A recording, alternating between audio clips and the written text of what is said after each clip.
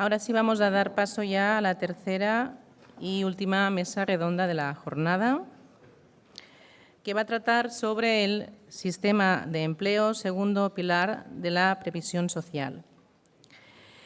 El señor José Miguel Arcos, periodista del Economista, va a ser el encargado de moderar la mesa. Y van a intervenir el señor Óscar Riu, director general de Relaciones Laborales, Trabajo Autónomo y Seguridad y Salud Laboral de la Generalitat de Cataluña, la señora Eva Valero, directora del Observatorio Càcer, la señora Isabel Casares, secretaria general de Ocopen, y el señor Josep Ginesta, secretario general de PIMEC. Antes de empezar con la mesa redonda, veremos el último reel de hoy, de la campaña de divulgación promovida por el Observatorio sobre los 3 pilares de la previsión social.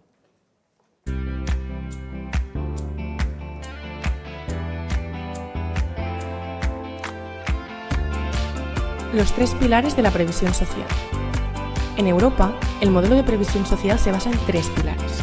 El primer pilar es el que garantiza las pensiones públicas. Es el más importante para financiar las pensiones de jubilación y otras contingencias que puedan tener los trabajadores como desempleo, incapacidad temporal, invalidez o fallecimiento.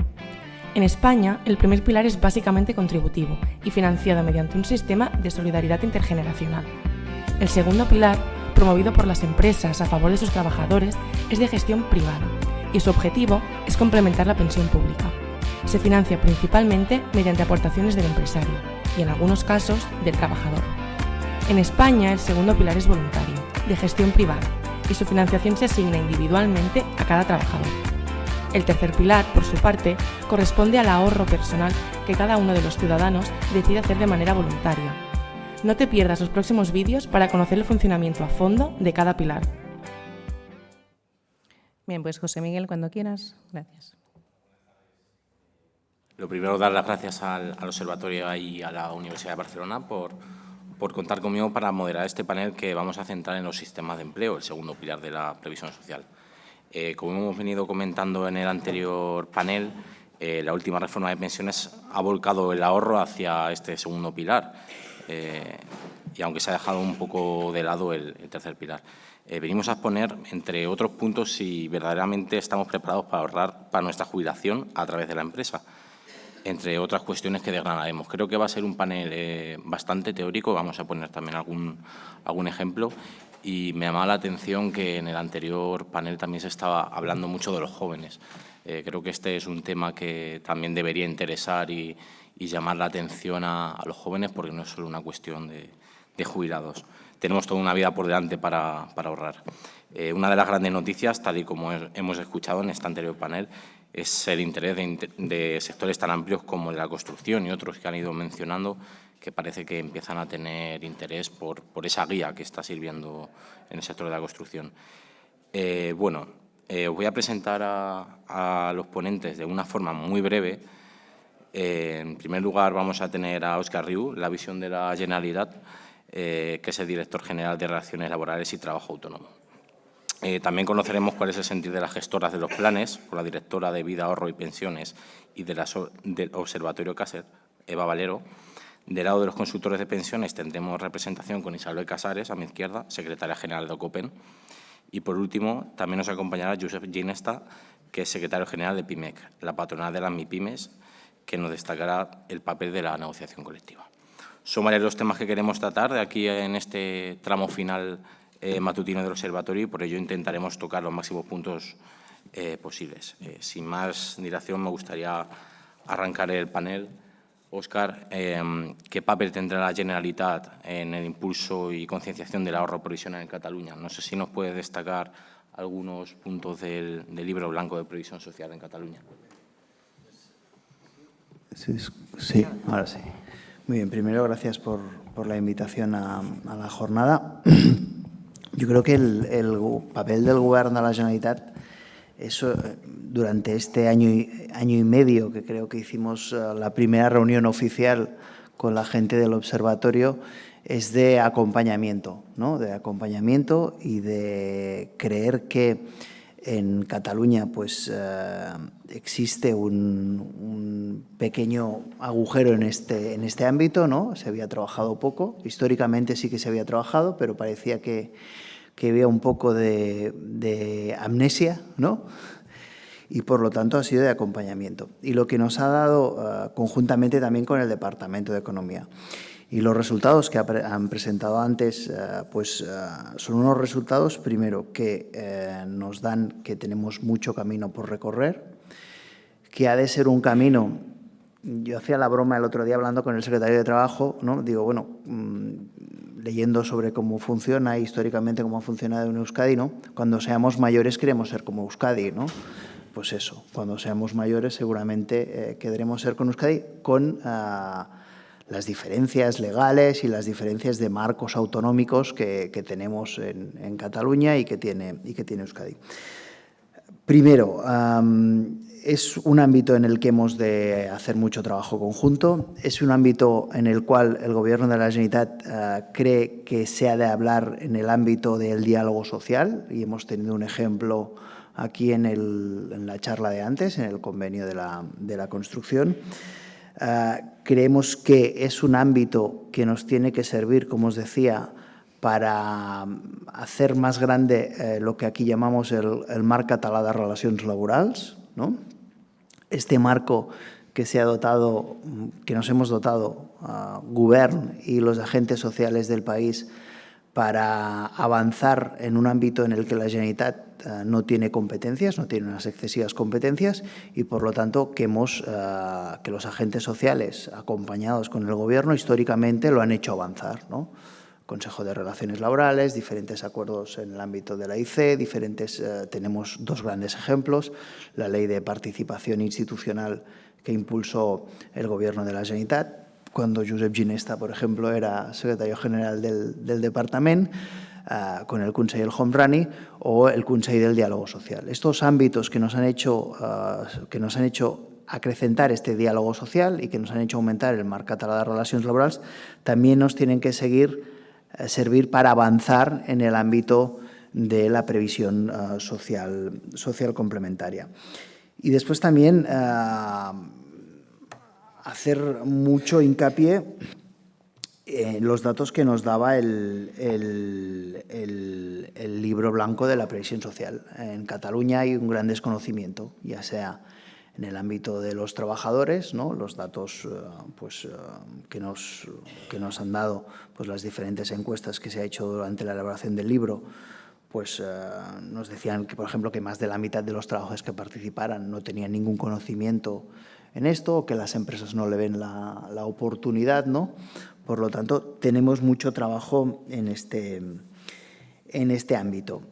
Y teniendo en cuenta la estructura laboral de nuestro país, ¿no? Ya sea del Estado y más en Cataluña, pues tenemos mucho trabajo de acompañar a la pequeña y mediana empresa en este ámbito. Y es un ámbito que yo creo que crecerá y que el Gobierno creemos que crecerá en los próximos años también por el cambio que se ha producido por lo que hace a la reforma laboral. El cambio en la normativa laboral también comportará más estabilidad en el empleo y esta estabilidad también incentivará que los trabajadores, al tener más estabilidad en su puesto de trabajo, quieran acceder más a esta previsión social complementaria. Este cambio en el mercado de trabajo también tiene que ir acompañado de una mejora de las condiciones laborales. Lo que está claro es que no es una prioridad en un mercado laboral con salarios muy bajos y con alta estacionalidad, pues no es una prioridad de los trabajadores y de ninguno de los negociadores de los convenios colectivos. Y, por lo tanto, por eso decía antes que este cambio en la reforma laboral nos puede ayudar. Y también para mejorar nuestro sistema productivo. Si conseguimos que los trabajadores se queden en un sector productivo o en una empresa durante más tiempo, la formación, la inversión en formación que hacen estas empresas y la formación en la experiencia que consiguen estos trabajadores también nos tiene que servir para hacer el cambio en el sistema productivo que estamos haciendo en nuestro país desde hace varios años. Por lo tanto, acompañar a las empresas y, sobre todo, acompañar a los agentes sociales de nuestro país. Con Eva me gustaría tratar el factor informativo para las empresas, que tienen que conocer un nuevo producto y, sobre todo, las tenéis que convencer para comenzar a ahorrar. Esto es un gran reto y lo estamos tratando en todos los puntos. Y la pregunta es si de verdad estamos, o las empresas están preparadas para comenzar a realizar ese ahorro y cuáles son un poco las novedades regulatorias que deberían conocer. Muy bien. Muchas gracias, José Miguel, y muchas gracias al Observatorio por invitarnos hoy a dar a conocer el último estudio que hemos realizado desde el Observatorio de Caser. Desde hace más de 13 años, Manuel Álvarez, en su etapa anterior en Caser, puso en marcha este observatorio del que muchos recordaréis los inicios y el que hemos intentado en los últimos años enfocar una vez más en todo lo que tiene que ver en la preocupación, sobre todo con el ahorro y no solo con las pensiones, de nuestra sociedad. ¿Por qué? Pues porque está bien intentar, como decía José Miguel, pues que cada uno de nosotros ahorremos o intentemos ahorrar para una necesidad en concreto, pero yo creo que es muy importante tener siempre el foco y entender qué es lo que piensa cada una de las personas con el objetivo de intentar ayudar en esa mejora del ahorro. Por ello, desde hace más de 13 años, como comentaba anteriormente, desde el Observatorio se hacen encuestas periódicas en relación a un tema que suele ser el que más nos preocupa. Desde hace 3 años, nuestros estudios van dirigidos a los planes de pensiones de empleo. ¿Por qué? Pues porque hace 3 años ya veíamos con el cambio normativo que, además de ahorrar a nivel individual, el segundo pilar, el pilar de ahorro a través de las empresas, del punto empresarial, iba a tener mucha más relevancia de lo que estaba teniendo en nuestro país hasta ese momento. Entonces, en ese momento decidimos lanzar el primer estudio del observatorio dedicado en exclusiva a los planes de pensiones de empleo. Y este año, como novedad, en el tercero, lo que hemos incluido ha sido qué piensan las asociaciones o cuál es el sentir de asociaciones y colegios profesionales de los planes de pensiones de empleo. ¿Por qué? Pues porque en la Ley 12/2022 se daba la potestad, además de a los convenios, como en la mesa anterior hemos visto que se ha llevado a cabo en el sector de la construcción, pues se daba la potestad a asociaciones y a colegios profesionales de promocionar planes de pensiones de empleo simplificados con el objetivo de que todos los trabajadores autónomos por cuenta propia en nuestro país pudieran ahorrar en planes de pensiones de empleo, porque, como saben, hasta ese momento las personas autónomas, los trabajadores autónomos, mejor dicho, solo podían ahorrar en planes de pensiones individuales. Entonces, es con esta ley del año 2022 cuando se da la potestad a asociaciones y a colegios profesionales de promover planes de pensiones simplificados. Y claro, este año nos preguntábamos, ¿pero realmente existe interés? ¿Pero saben o se han enterado y qué podemos hacer nosotros desde el sector algo más para informar? Entonces, con más de 550, he puesto la ficha técnica y demás por si luego necesitan desde la organización, si alguien está interesado en la presentación, que se pudiera distribuir sin ningún tipo de problema porque está la ficha técnica de la encuesta, ¿no? Entonces, contactamos con más de 550 personas en concreto. Parte de ellas son personas responsables en asociaciones y en colegios profesionales y otra parte también son responsables en nuestro tejido empresarial. Y cuando hablamos de tejido empresarial los hemos diferenciado entre autónomos sin trabajadores a cargo y también vamos hasta grandes empresas. Entonces, en concreto, preguntando a asociaciones y a colegios profesionales si sabían lo que es un plan de pensiones de empleo simplificado, tenemos que el 31%, casi un tercio de los encuestados, nos dicen que sí que han oído hablar de los planes de pensiones simplificados. Y cuando le preguntamos en concreto, ¿no?, por aquello de sí, pues yo puedo dar el sí de los locos, pero realmente sé de qué va esto o no va esto, de ese 31%, el 31% nos dice que realmente no sabe qué es un plan de pensiones de empleo simplificado. Pero la buena noticia es que de este 31%, un 19% sí sabe que es un complemento a la pensión pública en la Seguridad Social o que se han aprobado recientemente modificaciones, otro 12% y otro 8% nos dice que cuentan con beneficios fiscales. Cuando hacemos la misma pregunta, pero a nuestro tejido empresarial, que vamos desde autónomos sin empleados hasta grandes empresas, lo que vemos es que hay un porcentaje más o menos similar, ¿no? En lugar de un 31% es un 27%. Y que cuando lo diferenciamos por tipo de empresa, pues como comentaban antes en el panel anterior, tanto Juanjo como Sergio como Mariano, lo que vemos es que hay una gran dispersión. Obviamente, seguramente, el autónomo que está sin más o que tiene algún empleado pero poco a su cargo está más preocupado de sacar adelante su negocio y de ver cómo día a día pues va generando ingresos que de cómo retribuye, y si tiene que ser a través de una retribución directa o a través de un plan de pensiones de empleo a sus empleados, ¿no? Y, sin embargo, pues en las grandes empresas que seguramente cuenten con una persona dedicada en exclusiva a este tema dentro del equipo de los recursos humanos, pues este tipo de implicación, este conocimiento, se le va hasta el 58%. ¿Qué más? Pues de ese 27% de tejido empresarial o de personas que nos han contestado que sí que conocen un plan de pensiones de empleo, el 42% no conoce cuál es una de las características principales. Un 16% sí, sabe que son compensación o que forma parte de un complemento que se podría dar a la pensión pública de la Seguridad Social, un 9% que tiene beneficios fiscales y luego otro 7% pues que se han dado nuevos cambios. Y cuando preguntamos de nuevo a asociaciones y a colegios profesionales cuáles serían los motivos para contratar un plan de pensiones simplificado, para promover un plan de pensiones simplificado para sus autónomos, el 60% nos dicen que realmente lo que quieren es dar servicios y ser más eficientes con sus colegiados o con sus asociados, ¿no? Poderles ayudar y poderles complementar o ayudarles a realizar ese complemento de cara a la seguridad social. ¿Cuál sería la principal característica ideal para este colectivo? Claramente los beneficios fiscales. Contar con unos beneficios fiscales que, como saben, en el caso de los autónomos, pueden ahorrar, además de 1.500 euros en planes individuales, 4.250 euros adicionales si lo hacen en plan de pensiones simplificados. Y luego, en segundo lugar, la rentabilidad, ¿no?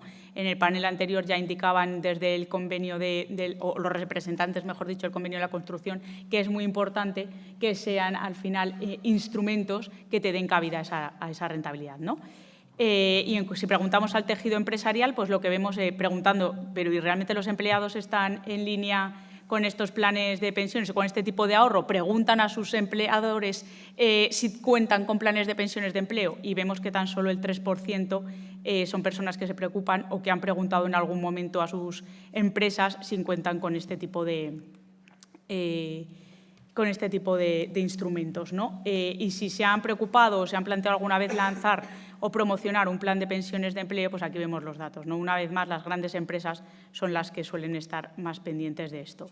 Y en cuanto a características ideales, pues las hemos diferenciado porque creemos que es importante, porque claramente no tiene nada que ver un autónomo que puede tener o no empleados a su cargo con las grandes empresas en el interés y en cómo van, pero principalmente vemos que, una vez más, es la rentabilidad y los beneficios fiscales las características principales que dominan este tipo de ideales, ¿no? Entonces, como respuesta resumen a tu pregunta, José Miguel, diríamos que cada vez más creemos que está en el discurso, que está en la preocupación de todos nosotros, ver si desde nuestras empresas o nosotros mismos podemos llevar adelante un ahorro complementario para la pensión que podamos tener pública en el futuro, porque es cierto que llegamos todos mucho mejor a nuestra etapa de jubilación, tanto física como psíquicamente, que necesitamos para ello un mayor complemento a nuestra pensión pública, ¿no? Queremos hacer más planes y los planes cuestan dinero, pero también es cierto que todavía no está en nuestra cabeza pensar,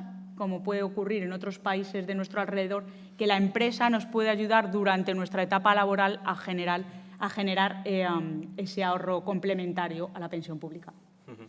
Pues teniendo en cuenta los datos que nos facilitas, hay una gran labor por delante para dar a conocer los detalles de estos planes, y también me gustaría hacer un ejercicio práctico con Isabel para dar a conocer los planes de empleo simplificados y el importante papel que tendrá en el gran tejido empresarial en España, que es la PYME, y también en los autónomos, que también tienen un gran camino por delante para complementar su pensión media, que, como conocéis, es más baja que la de los asalariados. Muchas gracias, José Miguel. Bueno, gracias a la universidad y al observatorio por invitar a COPEN a participar en esta jornada. Sí que es verdad que a lo largo de todo lo que hemos visto en la jornada, había varias cosas que nos afectan mucho a estos planes de pensiones simplificados por la parte de esos autónomos, esa figura que no veíamos.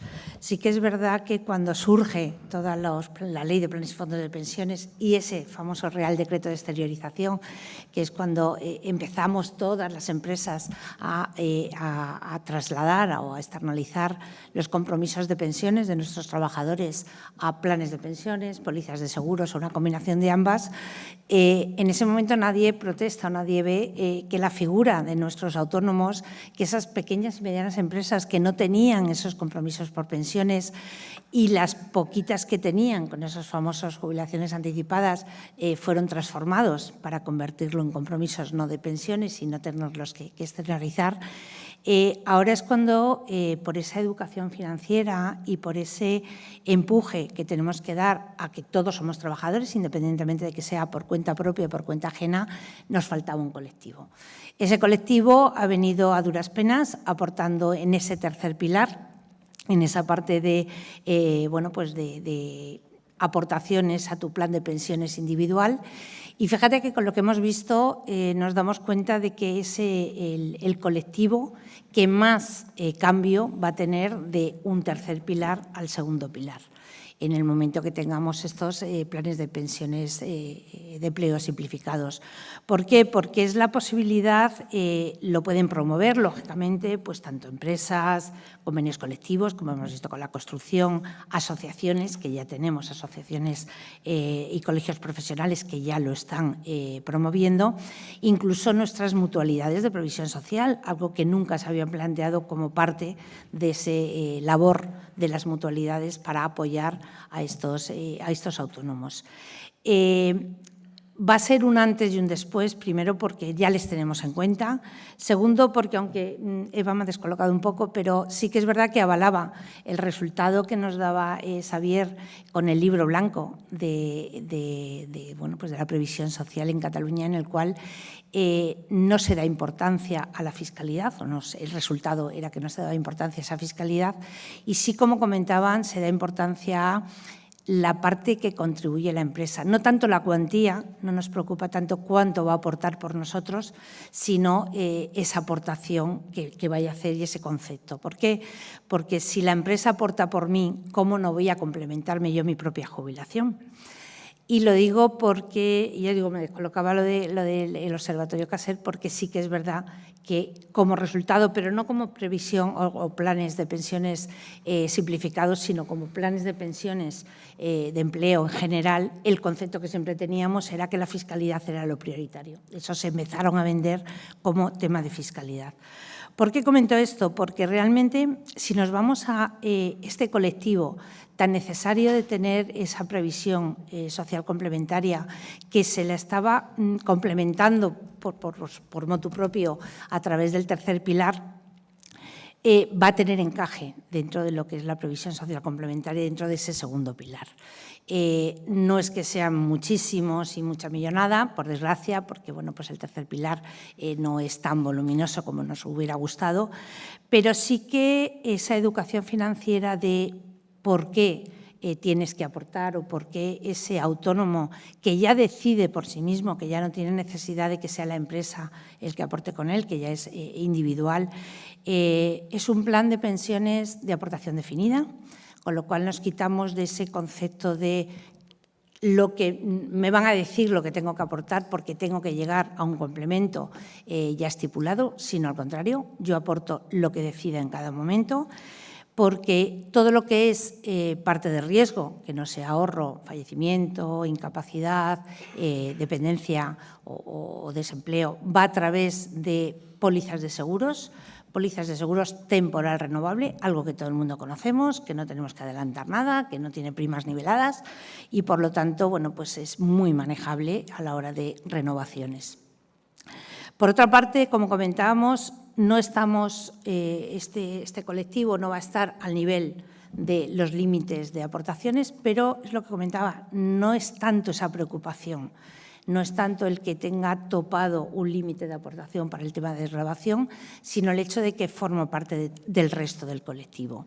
Y, por lo tanto, bueno, pues el tener esos 5.750 de límite exceden esos 1.500 que ahora mismo tienen, por lo tanto, se agradece y no es una preocupación. Una cosa que en un primer momento parecería negativo, y es que el cobro tiene que ser en rentas. Ya no puedo cobrar en capital con estos sistemas de previsión social, pero al contrario, no es nada negativo. ¿Por qué? Porque cuando nosotros tenemos un primer pilar de pues un sistema de reparto, me complementan de cara al futuro mientras yo viva, tenemos un pilar de empresa, plan de pensiones de empleo, que van a mejorar. Yo creo que el concepto de mejora va a ser muy importante para esas pymes que también comentamos que son tan necesarias y que seguro que Josep no lo plantea ahora. Pero tenemos que complementar nuestro sistema público de pensiones, porque bueno, lo hemos visto con las estadísticas de esta mañana, lo hemos visto con todo lo que hemos oído comentar y, por lo tanto, necesitamos complementar ese primer pilar. Por lo tanto, un complemento de rentas no es tan descabellado, no es un planteamiento de no cobro el capital y me voy y me lo gasto lo que quiera, sino complemento realmente. Es un concepto previsión social como realmente nos gustaría tenerlo, con lo cual ese cambio tampoco es descabellado en ese sentido. Y, como comentaba, por si tenemos que ver alguna parte negativa, que tampoco lo es, pero es el traspaso de todos esos planes individuales que ahora mismo tenemos o que en el futuro podríamos aportar, que se van a trasladar a lo que es el segundo pilar de previsión social complementaria.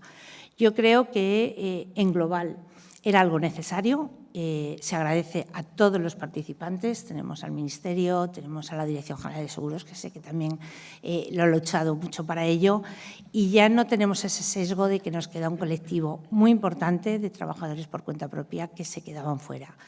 Ahora la ayuda, y por eso es planes de previsión social complementaria simplificados, como comentaba Roger esta mañana, necesitamos esas herramientas, esa facilidad para pues que esos promotores creen esos planes y que los autónomos tengan esa capacidad de poder incorporarse con sus aportaciones, que ahora sí que ya dependen de ellos. Gracias, Isabel, por destacar el positivo empuje por incluir a los autónomos en el ahorro para pensiones, para la jubilación. Y con Josep me gustaría destacar el papel de la negociación colectiva y del diálogo social. Si nos puedes trasladar tu visión estando en contacto con las propias empresas y un poco los retos y objetivos que se marcan en este sentido.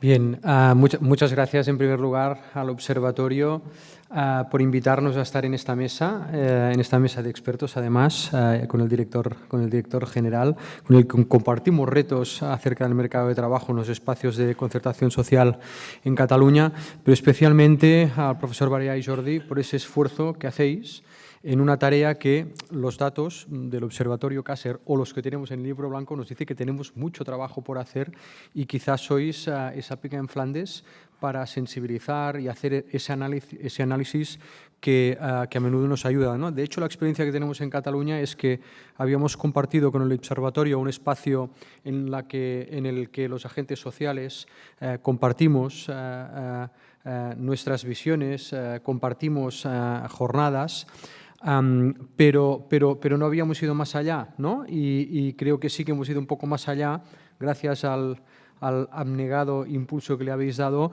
con el acuerdo para poder elaborar ese libro blanco que lo acordamos precisamente en el Consejo de Relaciones Laborales, que pudiéramos dar los agentes ese soporte a un análisis objetivo y esa parte más académica, formativa y de pedagogía que hacéis acerca de la necesidad de avanzar en ese pilar, ¿no? La parte positiva que puedo trasladar es que creo, y además el ejemplo de construcción que nos han explicado Mariano, Sergio y Juan José es un caso de éxito, que a nivel orgánico, a nivel macro, a nivel de agentes sociales, las organizaciones, en Cataluña, Foment del Treball, PIMEC, las organizaciones empresariales y comisiones UGT, las dos organizaciones sindicales más representativas, existe una voluntad una concienciación orgánica de que debemos apostar y hacer el trabajo conjuntamente para conseguir éxitos y lograr revertir datos que nos explicaba el Observatorio Caser, pero que nos explicaba Eva, pero que también tenemos en el libro blanco, ¿no? De esa baja incidencia que acabamos teniendo en el mercado de trabajo. Esa es la parte positiva. La parte positiva también es que tenemos mucho trabajo por hacer. Eso quiere decir que vamos a tener trabajo hasta jubilarnos todos en esta materia seguro para muchos años, con lo cual eso es una noticia positiva. La negativa es que los resultados siguen siendo poco optimistas. También es cierto que estamos en un contexto complejo para la negociación colectiva, estamos en un contexto pospandemia en el que se nos ha acentuado las dificultades que tuvimos durante los años 2021 en la negociación colectiva, con una tensión inflacionaria que ha llevado el poner las urgencias por delante de lo importante. Al final, todos son costes, ¿no? O todo le cuesta dinero a las empresas. Pero no solo eso que cueste dinero, es decir, cuántos recursos ponemos al ahorro y cuánto ponemos a los salarios cuando tienes una tensión inflacionaria en la que los sindicatos asumen incrementos de salarios por debajo del incremento de IPC que ven cada día en las noticias. En ese contexto es muy difícil profundizar con soluciones de ahorro a largo plazo. Muy difícil y además, especialmente, y ahí es donde tenemos el reto también, cómo tangibilizamos las organizaciones, los logros de la negociación colectiva con los universos de personas que luego nos van a tener que dar soporte, ¿no? Es decir, cómo llevamos, cómo una asamblea del sector de la Federación de Construcción lleva un logro a largo plazo cuando nos cuesta llenar el carrito de la compra. Eso es de contexto, lógicamente.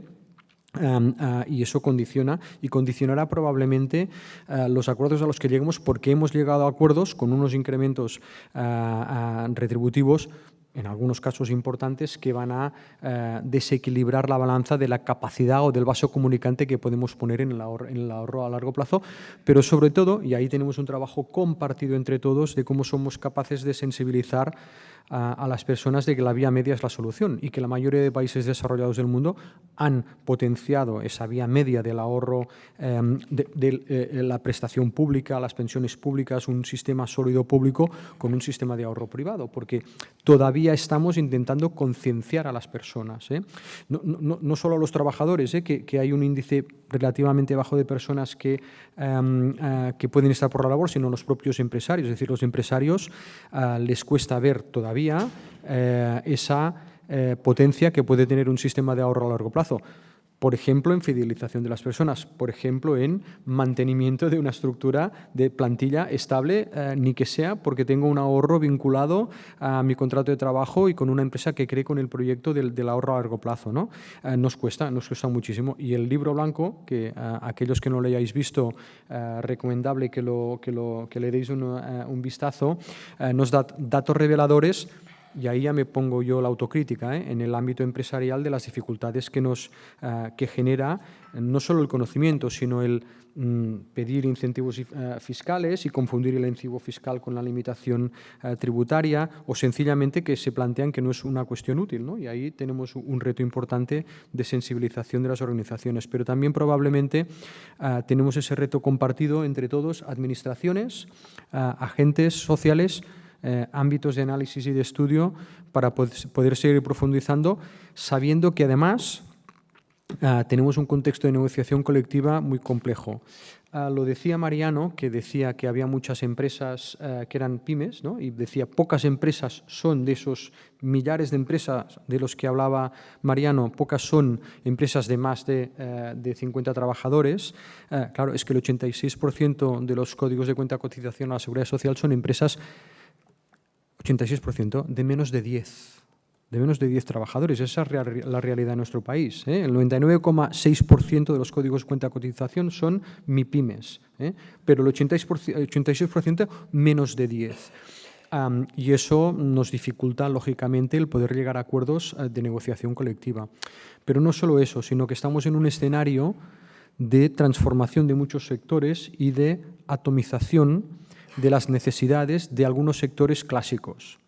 hay negociación colectiva muy estable, muy consolidada, muy sectorial, metal, siderometalurgia, con una tradición, con una historia, o construcción, y sin embargo hay muchos subsectores de actividad emergentes que crecen, que están creando mucho empleo y que tienen necesidades de negociación colectiva distinta.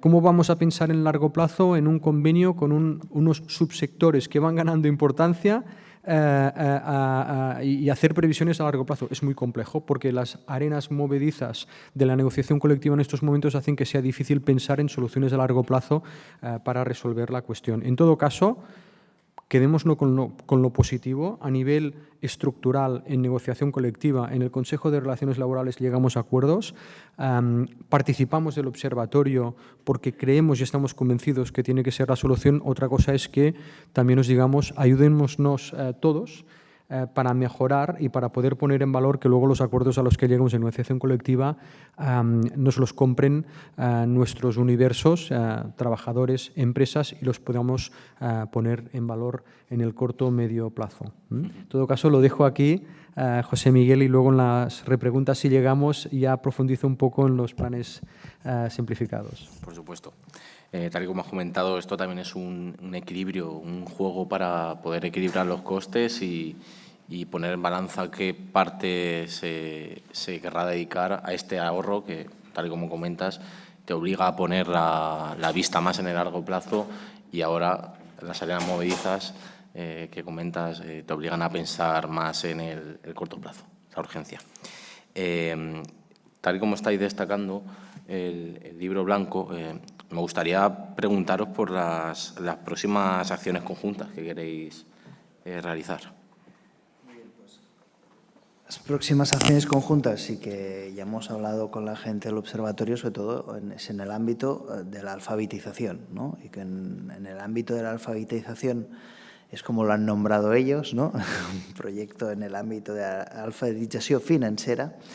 Yo creo que es el trabajo que tenemos que hacer, que tenemos que hacer administraciones y agentes sociales dentro del Consell de Relacions Laborals. Alfabetización a toda la ciudadanía, pero internamente dentro de la administración, ¿no? Aquí la administración también tiene un papel muy importante. También en el ámbito del tejido empresarial de Cataluña, y también en el ámbito de los trabajadores, de las organizaciones sindicales, de las comisiones negociadoras de convenios. Es muy importante pues, que las comisiones negociadoras de convenios sepan qué representa y sepan el reto que representa pues, asumir la aplicación y el impulso de estas medidas, sobre todo porque para nosotros pues, es importante que se empiece a hablar y que se tenga claro por dónde se tiene que ir. Es muy importante porque hablamos de un tema muy delicado, que cualquier error en la gestión o cualquier error en el trabajo que se tiene que llevar a cabo, pues puede ser muy contraproducente, ¿no? Hablamos pues de ahorro de los trabajadores, de salario, y por lo tanto esto tiene que estar muy trabajado conjuntamente. Quedar claro y demostrar a la ciudadanía y a las empresas de nuestro país que la previsión social forma parte del estado del bienestar y que avanzar en este ámbito de trabajo es construir un estado del bienestar mucho más fuerte, es avanzar en la cohesión social de nuestro país, es reforzar el sistema productivo de nuestro país, que también tiene que servir para romper brechas que se producen pues, dentro de los propios sectores laborales de nuestro país, ya sea brechas salariales y brechas de condiciones laborales. Por lo tanto, como decía en la anterior intervención, para reforzar nuestro sistema empresarial y seguir desenvolupant, ¿no? Seguir haciendo crecer el marco catalán de relaciones laborales. es muy importante que esto forme parte del trabajo conjunto de las organizaciones patronales y sindicales de nuestro país, que se lo crean las direcciones de estas organizaciones, que ya se lo creen, y que lo hagan bajar como ellos hacen bajar y saben mucho a las diferentes comisiones y a los diferentes sectores, ya sea de las organizaciones patronales o de las organizaciones sindicales. Como Gobierno, aparte de dar apoyo y seguir enfatizando en que hemos de avanzar en este ámbito, como Gobierno creemos que hemos de involucrar a las mutualidades de previsión social de nuestro país. Es verdad que nuestro marco, y aquí yo creo que posiblemente es lo único que hemos pensado un poco diferente, nuestro marco es diferente que el de Euskadi, ¿no? Y hemos de trabajar un modelo propio y lo hemos de construir conjuntamente con la gente del observatorio y con los agentes sociales, en construir este modelo propio que también tenga en cuenta los sistemas productivos de nuestro país. Es verdad que nos diferenciamos mucho de otras comunidades y sobre todo también que nos diferenciamos bastante, no mucho, pero tenemos una estructura social históricamente diferente de lo que podría ser el País Vasco. Y, sobre todo, como os decía, a trabajar conjuntamente este modelo, ¿no? Con los agentes sociales y con los compañeros del observatorio para avanzar. Ahora lo que nos queda es avanzar en la construcción de este sistema, de este pilar del estado del bienestar, y ahí nos encontraremos en el día a día. Esta colaboración empezó más profundamente hace aproximadamente 1 año y medio y el compromiso del Govern es hacer esta segunda fase de colaboración en la alfabetización de empresas y de trabajadores. Con Eva me gustaría tratar, estamos hablando de planes en general, y no sé si podrías compartir cuáles deberían ser las características o cuáles podrían ser las características ideales de estos planes. Bueno, en cuanto a planes de pensiones de empleo, muy buena pregunta. Consideramos que efectivamente, o mejor dicho, en función de quién vaya a ser el promotor y quién vaya a ser el receptor del plan de pensiones, pueden existir diferentes tipos de vehículo, por así llamarlo, que esté más ligado o que dé un mejor servicio y un mejor ahorro o proporcione un mejor ahorro para cada uno de esos partícipes en los planes de pensiones de empleo. Por eso creemos que es muy buena idea que desde el Ministerio se haya trabajado en dar solución a planes de pensiones simplificados para dar sobre todo cabida a empresas pequeñas. No nos olvidemos, y han salido todos los números, que el 99% del tejido empresarial en España son pymes, son pequeñas y medianas empresas, pero es que las pequeñas y medianas empresas van desde empresas que tienen un trabajador hasta empresas que tienen 250, sabiendo que el mayor grueso está en menos de 10 empleados. Son empresas muy pequeñas y nosotros lo que sí que vemos desde el observatorio y también desde la gestora es que la mayoría de esas pequeñas empresas dejan la mayor parte de la gestión de la retribución, tanto dineraria como de los planes de pensiones, en manos de sus gestorías o de sus asesores fiscales. Por eso necesitamos ir a soluciones muy prácticas, muy rápidas y que no les podamos llenar de papeles, ¿no? De ahí que seguramente la gestión de los planes simplificados, ya sea a través de convenios o a través de asociaciones y de colegios profesionales para los propios autónomos, sean muy ágiles y sean muy rápidos, ¿no? Hasta ahora, cuando una empresa quiere promocionar o quiere promover un plan de pensiones de empleo propio, pues nos lleva un poco más de tiempo, porque al final hay que seguir una serie de registros y una serie de elaboraciones de documentos que son mucho más complicados en el caso de querer un plan de pensiones propio o ad hoc, como tienen generalmente las empresas más grandes, que en el caso de empresas más pequeñitas, que dicen, oye, si yo lo que estoy preocupada es de dar cabida y que mis empleados tengan un soporte en el largo plazo de plan de pensiones de empleo, no me hagas estar aquí 3 meses de papeleos y estando revisándome cosas que en general y debido a la casi baja formación e información financiera que tenemos en este país, en España,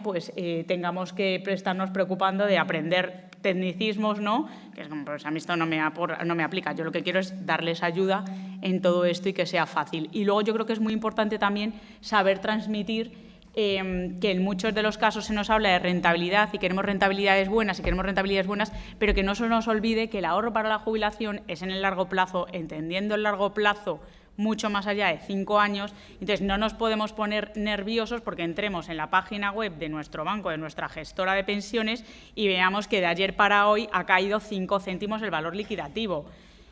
Tengámoslo en cuenta, por favor. O sea, estamos hablando de ahorro a largo plazo, entonces vamos a dar de alguna forma mayor confianza a los mercados financieros porque toda la historia pasada está ahí y todos nos acordamos de que en un momento dado compramos unas acciones de cualquier empresa con un valor y luego cayeron, pero bueno, en el largo plazo lo que sí que te dicen todas las gráficas es que todas las compañías y todos los mercados obtienen rentabilidades positivas. Entonces, confiemos en ese largo plazo, no estemos continuamente mirando ahorros, que si ahora mismo tengo 43 años, pues de aquí a que me jubile y, como dice Josep, espero seguir teniendo trabajo durante muchos años, pues no es cuestión de estar continuamente todas las semanas viendo si mi plan de pensiones tiene más o menos rentabilidad que la semana pasada, ¿no?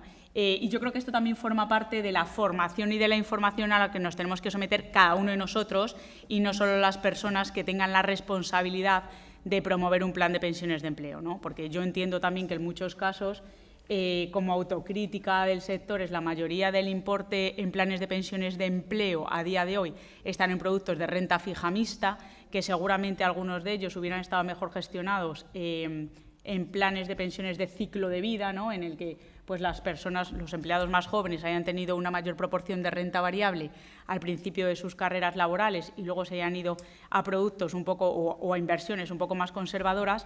Entonces, creo que es importante que cada uno de nosotros, cuando tenemos un plan de pensiones de empleo, no estemos en el sitio de recursos humanos o en el sitio de mi jefe, si es una pyme, preguntándole o súper histérica, pero oye, que es que esto ha caído 5 euros, ¿no? Pues vamos a darnos un tiempo, porque pues lo que os digo, ¿no? De aquí a que me jubile, creo que todavía va a seguir lloviendo y seguramente los mercados financieros pues asuman la rentabilidad mala de este mes de octubre, pero que en el cómputo del 2023 o de los últimos 5 o los últimos 10 años, pues siempre es positiva, ¿no? Y forma parte de esa formación e información que tenemos que tener de los productos financieros.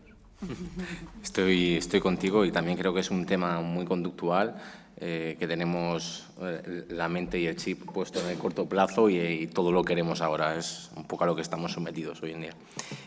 Hablando de convenios colectivos, me gustaría tratar contigo el premio a la jubilación. Hay unos datos muy curiosos, que en 2022 había más trabajadores con convenios colectivos firmados con una bonificación para jubilarse antes de los 65, eran 459.000, y personas con trabajadores, en este caso con aportaciones a Provisión Social, eran 183.000. Creo que hay que reflexionar sobre este dato.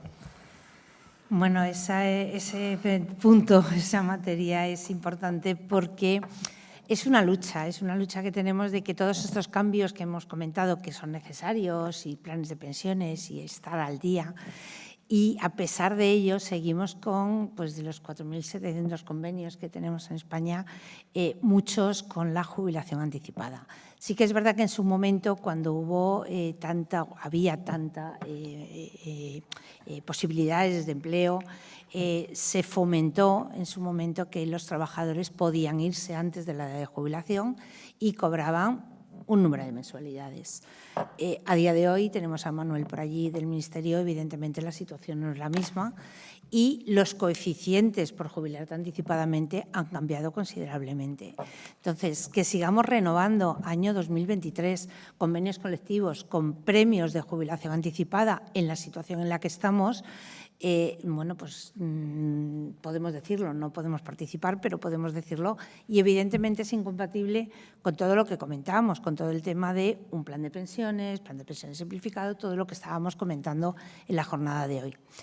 Sí que es verdad que si nos ponemos en el lugar de los empresarios y cualquiera que lo haya analizado, la jubilación anticipada no es factible porque es perjudicial para el trabajador, tenemos unos coeficientes muy malos. La edad de jubilación ya no es en muchos 65, ya va a 67, los antiguos todavía a los 65 podrían, pero la gente tiende más a continuar. Por lo tanto, las empresas están provisionando contablemente o a través de pólizas, que es lo habitual, unos compromisos que no van a pagar. De hecho, se ve año a año que de esa provisión que tienes, a medida que va habiendo bajas, eso desaparece. Sí que es verdad que para no tener lo que pasar a pólizas de seguros con ese famoso Real Decreto de Exteriorización, lo que se hizo en muchos convenios colectivos era convertirlos a un cese, en vez de una edad de jubilación, a un cese, de tal forma que palió el tenerlo que llevar a póliza, pero sigo provisionándolo. Claro, diríamos, tenemos un montón de empresas con un montón de provisión por unas jubilaciones anticipadas que no se van a producir y que muchos, además, si no se jubilan a la edad de 65, el propio convenio te dice que no se paga nada, aunque realmente sabemos que la edad ordinaria ahora mismo tendería más a los 67, pero es una expectativa de derecho. Es decir, no podemos ahora mismo obligar a las empresas que esa provisión, y lo hemos hecho en el sector seguros, que esa provisión que se tenía para una expectativa de jubilarte en la empresa se convierta en un derecho reconocido porque lo pase en un plan de pensiones. Esa sería la inmediata de tengo una provisión, tengo un dinero, perfecto, automáticamente lo aporto en un plan de pensiones, se llame como se llame. Pero para el empresario no es lo mismo. ¿Por qué? Porque sí que es verdad que tengo un colchón, que sé que año a año, a medida que los trabajadores se me van o que hago nuevos recálculos, eso va bajando, me va dando soltura en la contabilidad, pero evidentemente es muy poco probable que se acabe pagando. Una jubilación sí, pero de hecho, cuando salió la orden ministerial en el cual se podía aplicar un coeficiente de permanencia, se demostró, y lo podéis ver por CENAES, por actividades de la empresa, que según la edad, la probabilidad de permanencia y de jubilarte en la empresa baja considerablemente. Hay momentos que por edades tenemos 0 como provisión necesaria para tenerlo contablemente. Tienen ese colchón, podemos jugar con ello y os digo que los órganos reguladores y los convenios y los participantes en las firmas de los convenios pueden aplicarlo. En seguros sí que se estableció como un derecho y se repartió en el plan de pensiones y teniendo ahora una aportación definida en función del salario, pero sí que es verdad que para las empresas y sobre todo para nuestras pymes sería dolor el hecho de convertir esta expectativa de derecho en un derecho reconocido por quererlo traspasar directamente a una aportación. Pero sin ser tan estricto de una cosa a otra, tenemos un punto intermedio, es decir, tenemos una provisión que puede desaparecer según el cambio que haya, que puede convertirse en ese plan de pensiones de empleo que todos buscamos, por parte empresarial, por parte de contribución empresarial, que, como comentábamos, no me preocupa tanto lo que se vaya por parte de la empresa, sino el concepto de que sea aportes. Un poco lo que decía Mariano, vamos a tener aportes, vamos a tener partícipes, aunque la aportación no sea excesiva. Ya la complementaremos. La educación financiera implica que todos tengamos ese concepto, aunque sean cuantías pequeñas. Es decir, el objetivo que se persigue también es aprovechar al máximo la fuerza laboral senior, los mayores de 50, 55 años, penalizando la jubilación anticipada y también bonificando a aquellos que quieran atrasar su retiro y, sobre todo, poner en marcha ese motor de ahorro más que correr al máximo. Josep, para ir finalizando esta primera mitad del tramo final, si puedes entrar más en detalle con las actuaciones de las micro, las pequeñas y las medianas empresas. Sí, fijaros lo que os decía de los vasos comunicantes, una expresión de las dificultades que tenemos es que precisamente sigan habiendo esos premios que a veces no son útiles, pero que sacarlos nos va a costar dinero. Y si no nos ponemos de acuerdo en cómo vamos a revertirlo y que sea tangible para todo el mundo, preferimos dejarlos porque por lo menos está allí y eso es pacífico, ¿no? Es una de las cuestiones que nos encontramos en la negociación colectiva. Respecto a los planes simplificados, recupero la idea de las arenas movedizas de la negociación colectiva. Y os decía, hay arenas movedizas en la negociación colectiva porque hay muchos sectores que están cambiando su morfología, tienen ámbitos emergentes en subsectores, etcétera, etcétera, y eso da una idiosincrasia especial a la negociación colectiva, cosa que produce un cierto desarraigo de la empresa respecto a la negociación del convenio y respecto a la organización empresarial que puede estar negociando el convenio. De hecho, nosotros ahora en estos momentos estamos prácticamente en 12 12 ámbitos de negociación colectiva que no existían el año pasado y que podrían existir, y hemos empezado conversaciones para abrirlos.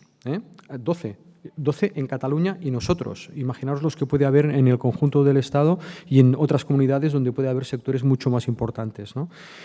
Pero voy a la otra, y es a la dimensión. El que los planes simplificados se sujeten a la negociación colectiva, desde un punto de vista conceptual, nos puede parecer muy bien, nos puede parecer una fórmula objetiva acertada, pero como la realidad es de arenas movedizas y además, como os decía, la mayoría de empresas son micros, como las MIPYMES son la mayoría y están desarraigadas muchas veces en negociación colectiva, si vamos a una negociación colectiva en la que el sector fija en un porcentaje el importe de ahorro que se va a abrir cuando se abra, problema. Tendremos una barrera de entrada que mucha parte de nuestro tejido productivo no va a poder asumir y tendremos problemas en las barreras de entradas. Con lo cual, si vamos a una negociación colectiva con perspectiva integradora de las micros, podemos tener éxito a futuro a muy largo plazo. Si no, no va a existir. De hecho, tenemos problemas para que una parte de nuestro tejido productivo pueda asumir los incrementos salariales que han fijado algunos convenios colectivos. Si hacemos caso de las estadísticas oficiales, hay muchos sectores que la parte de micropymes va a tener dificultades para asumir los costes que les significará el incremento salarial acordado en convenio colectivo. Digo si vamos a datos oficiales. Y luego otra cosa es que todo esto es manejable. Con lo cual, nosotros seríamos más partidarios. De hecho, vamos a seguir insistiendo para que se hagan reformas a futuro, tanto en la reforma legislativa que se hizo como en el reglamento, para introducir dos conceptos. Uno es esa necesidad, primero, de que en todo caso la parte de la negociación colectiva sea muy flexible y muy abierta, en ningún caso sea un número cerrado que actúe como barrera a la entrada. Luego a largo plazo ya veremos, pero a corto plazo que nos interesa abrir la boca de entrada que sea muy flexible, y además nosotros apostamos también por instrumentos multisectoriales y que en función de la dimensión de la empresa pueda ser un instrumento. Y además protegido con instrumentos de negociación colectiva multisectoriales que ya tenemos. El Acuerdo Estatal de Negociación Colectiva o el Acuerdo Interprofesional de Cataluña, donde podemos elaborar instrumentos multisectoriales que nos permitan llegar a determinado umbral de empresas que por el ámbito sectorial va a ser muy difícil que puedan llegar, porque por capacidad, por posibilidades, por estructura de costes, quizá no puedan llegar. Insisto que estoy poniendo encima de la mesa una realidad, que es que os decía, hay arenas movedizas en la negociación colectiva por esos sectores emergentes que van apareciendo, pero también hay una realidad, que es que la negociación colectiva en España ha dejado fuera progresivamente a un tejido importante del tejido productivo de micropymes. Y eso es un problema a la hora de negociar salarios, a la hora de negociar flexibilidad, pero por supuesto es un problema a la hora de negociar instrumentos de previsión social complementaria y específicamente los planes de pensiones simplificados. Más allá de que el instrumento positivo, porque rompe en parte con barreras burocráticas, rompe en parte con elementos diagnosticados y que sale en el libro blanco de problemas específicos que el mundo empresarial encuentra y el instrumento es bueno. Otra cosa es cómo luego podemos aterrizarlo y ahí nosotros, por lo menos como organización empresarial, tanto en el ámbito estatal legislativo como en el ámbito reglamentario, vamos a insistir en intentar introducir esas dos herramientas de flexibilización y multisectoriales para mejorarlos. Bueno, pues nos encantaría seguir más aquí, pero el tiempo es el que es y, bueno, por último, terminar agradeciendo al observatorio, a la universidad por contar con este excelente panel y también a mí por darme la oportunidad de hacer mi primera moderación con tanto público. Y bueno, pues hasta aquí. Esperamos que les haya parecido tan interesante como las anteriores mesas y que sigan pendientes del resto de programación. Gracias.